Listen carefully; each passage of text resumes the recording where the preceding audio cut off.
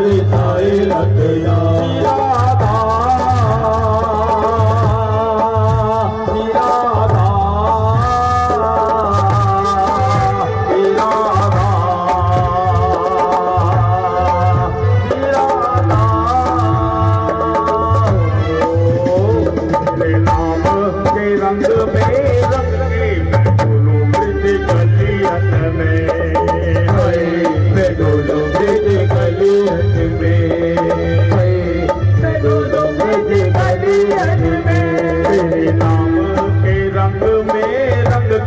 मैं डोलूं ब्रिज गलियन में मैं डोलूं ब्रिज गलियन में रानी मैं डोलूं ब्रिज गलियन में महारानी मैं डोलूं ब्रिज गलियन में अहे चित्र चित्र श्यामा प्यारी वृंदावन बसाए रखना के पावर साए रखना पावर साए रखना हो पावर साए रखना है पावर साए रखना पावर साए रखना है कृपा पर साए रखना।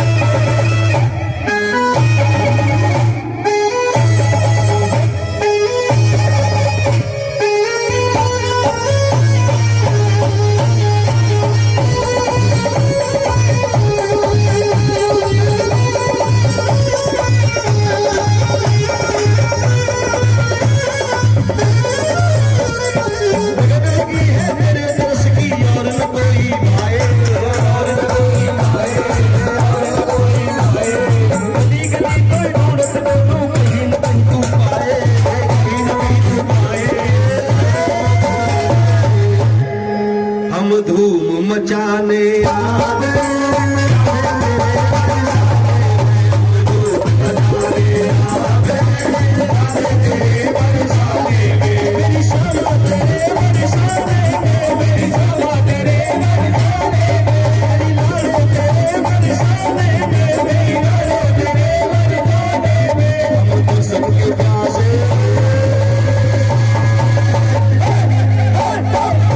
के प्यासे आ गए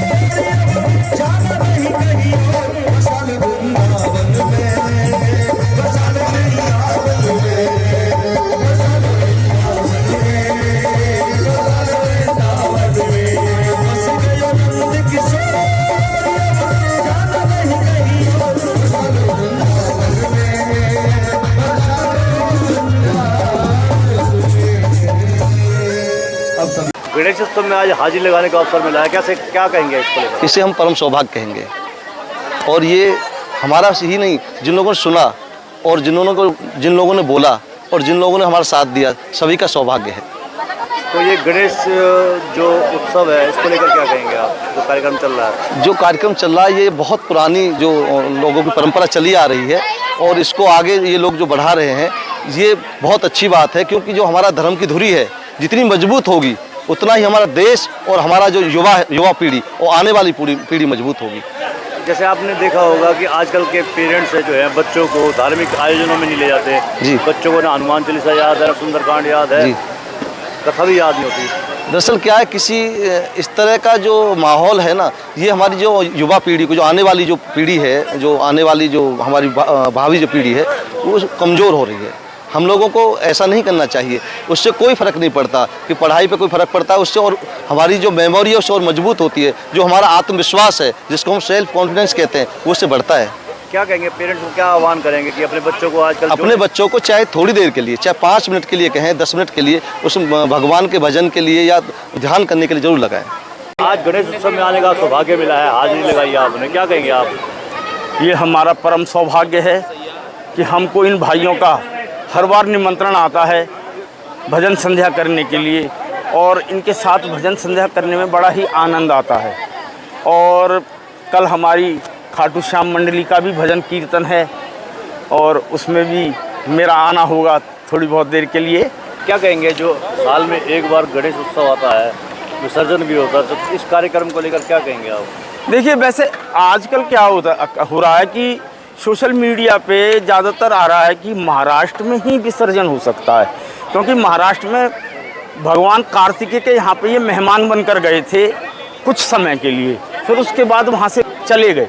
लेकिन हमारे यहाँ कायदा ये होना चाहिए कि गणपति जी जब हम विराजमान कर देते हैं तो उन गणपति को फिर हमको संभाल के कहीं स्थापित कर देना चाहिए, और फिर अगले साल वो गणपति जी हमको द्वारा स्थापित करने चाहिए।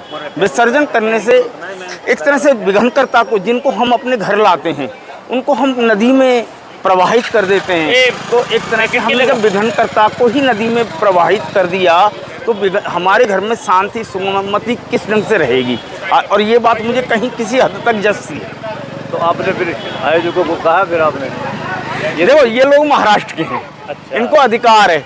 फिर उसमें मैंने आपको बताया था महाराष्ट्र के लिए ये सिस्टम बिल्कुल सही है, लेकिन हमारे महाराष्ट्र में अब ये महाराष्ट्र में ही है। देखो, ये महाराष्ट्र का सेवा मंडल है सारा का सारा, लेकिन जो हमारे यहाँ पर अब गणेश जी स्थापित कर रहे हैं, अब मैंने सुना है कि लगभग 70 से 80 घरों में, पलवल में 100-150 घरों में गणेश जी को स्थापित किया गया है। मैं उनसे यही आग्रह करूंगा कि वो गणेश जी को विसर्जित ना करके गणेश जी को अपने मंदिर के पास कहीं स्थान दें 1 साल के लिए, फिर अगले साल उन्हीं गणेश जी को दोबारा से स्थापित करें पूजा करने के लिए। मेरा तो आह्वान है यही।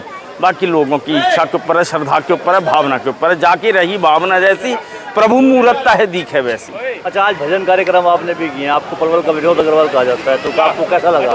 प्रभात फेरी का ट्रेलर है आपका? नहीं, अग्रवाल जी तो बहुत ऊंचे कलाकार थे, लेकिन ठीक है, थोड़ा बहुत उनका अनुसरण कर लेते हैं तो हमारा परम सौभाग्य है कि आप पलवल वासी हमें सम्मान देते हैं, प्यार देते हैं, हम आपके बीच में गा लेते हैं थोड़ा बहुत। विजयदशमी के 5वें दिन प्रभात फेरी भी शुरू हो जाएंगी, कार्तिक महीना लग जाएगा, तो आज की जो भजन संध्या है और कल जो खाटू श्याम में आ रहे हैं आप कुछ देर के लिए, तो ये इसका पूरा अभ्यास है कार्तिक माह के लिए? हाँ, मैं आजकल अभ्यास भी कर रहा हूँ। मैं मनोज को बुलाकर, और मन्नू है एक ऑर्गन पे जो हैं, उनको मैं बुलाकर थोड़ा सा अभ्यास भी कर रहा हूँ 10-5 दिन के लिए भजनों का। चार्ज करते हैं?